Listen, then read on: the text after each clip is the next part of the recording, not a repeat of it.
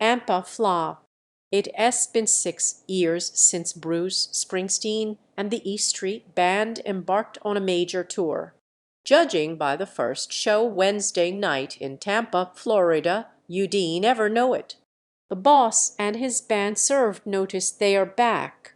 At just under 3 hours, it wasn't quite one of the marathon performances the 73-year-old Springsteen is best known for. But kicking off with No Surrender and finishing with a solo acoustic "I'll See You in My Dreams," Springsteen was in fine voice and his big band matched his energy.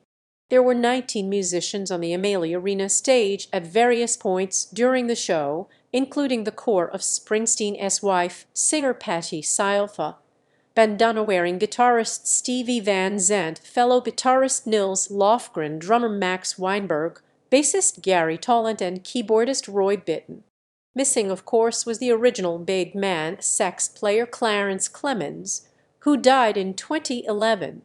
But his son Jake Clemons didn't miss a beat and ripped off some gorgeous solos throughout the night. He was backed by a brass section that rounded out the big sound. The 28 songs included favorites like Born to Run and Glory Days, Rosalita, Promised Land, and Backstreets. Yet 6 songs came from Springsteen's 2020 album Letter to You, and left unplayed, at least for this performance, was the classic Thunder Road.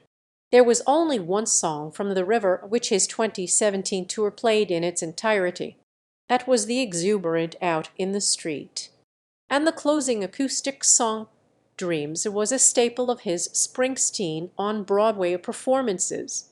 Springsteen's devoted fans ate it all up, with 20,000 people in the arena standing for almost the entire show.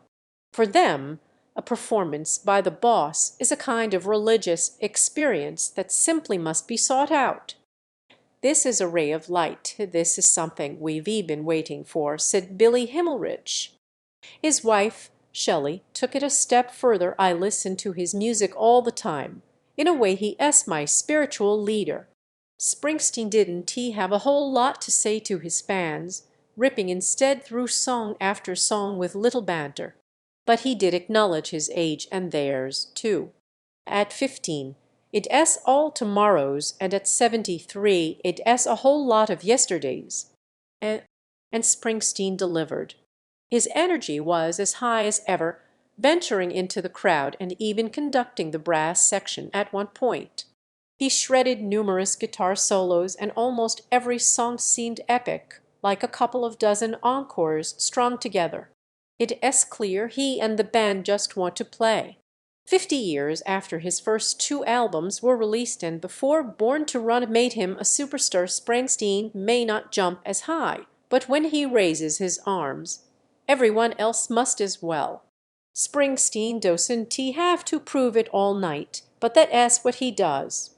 He has sold around 140 million albums, won 20 Grammys, an Oscar, and a Tony Award.